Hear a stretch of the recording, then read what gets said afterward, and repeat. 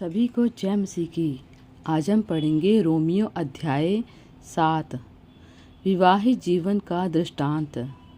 हे भाइयों, क्या तुम नहीं जानते, मैं व्यवस्था के जानने वालों से कहता हूँ कि जब तक मनुष्य जीवित रहता है तब तक उस पर व्यवस्था की प्रभुता रहती है, क्योंकि विवाहित स्त्री व्यवस्था के अनुसार अपने पति के जीते जी उससे बंधी है।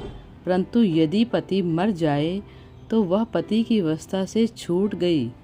इसलिए यदि पति के जीते जी वह किसी दूसरे पुरुष की हो जाए तो वह व्यभिचारिणी कहलाएगी। परंतु यदि पति मर जाए तो वह उस व्यवस्था से छूट गई। यहाँ तक कि यदि किसी दूसरे पुरुष की हो जाए तो भी व्यभिचारिणी ना ठहरेगी। वैसे ही मेरे भाइयों, तुम भी मसीह की देह के द्वारा व्यवस्था के लिए मरे हुए बन गए कि उस दूसरे की हो जाओ जो मरो हुओं में से जी उठा, ताकि हम परमेश्वर के लिए फल लाएं। क्योंकि जब हम शारीरिक थे तो पापों की अभिलाषाएं जो व्यवस्था के द्वारा थी मृत्यु का फल उत्पन्न करने के लिए हमारे अंगों में काम करती थी। परंतु जिसके बंधन में हम थे उसके लिए मरकर अब व्यवस्था से छूट गए कि लेख की पुरानी रीति पर नहीं, वन आत्मा की नई रीति पर सेवा करते हैं। व्यवस्था और पाप, तो हम क्या कहें? क्या व्यवस्था पाप है? कदापि नहीं। वन बिना व्यवस्था के मैं पाप को नहीं पहचानता। व्यवस्था यदि ना कहती कि लालच मत करो तो मैं लालच को ना जानता। परंतु पाप ने अवसर पाकर आज्ञा के द्वारा मुझ में सब प्रकार का लालच उत्पन्न किया, क्योंकि बिना व्यवस्था पाप मुर्दा है। मैं तो व्यवस्था बिना पहले जीवित था, परंतु अब आज्ञा आई तो पाप जी गया और मैं मर गया। और वही आज्ञा जो जीवन के लिए थी मेरे लिए मृत्यु का कारण ठहरी, क्योंकि पाप ने अवसर पाकर आज्ञा के द्वारा मुझे बहकाया और उसी के द्वारा मुझे मार भी डाला।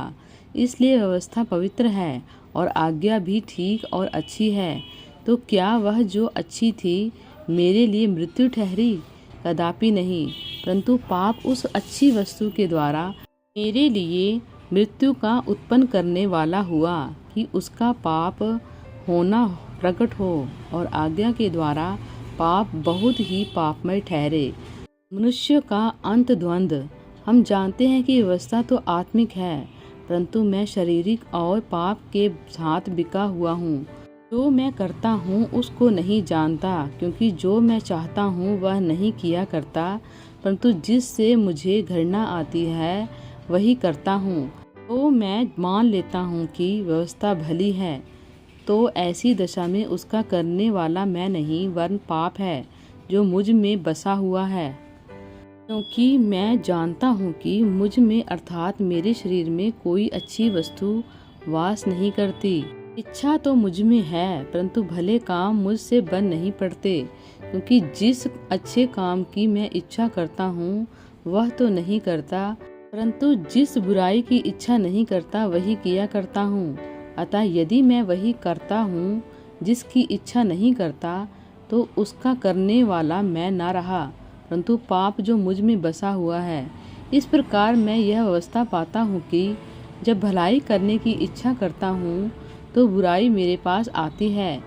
क्योंकि मैं भीतरी मनुष्यत्व से तो परमेश्वर की व्यवस्था से बहुत प्रसन्न रहता हूँ, परंतु मुझे अपने अंगों में दूसरे प्रकार की व्यवस्था दिखाई पड़ती है, जो मेरी बुद्धि की व्यवस्था से लड़ती है और मुझे पाप की व्यवस्था के बंधन में डालती है, जो मेरे अंगों में है।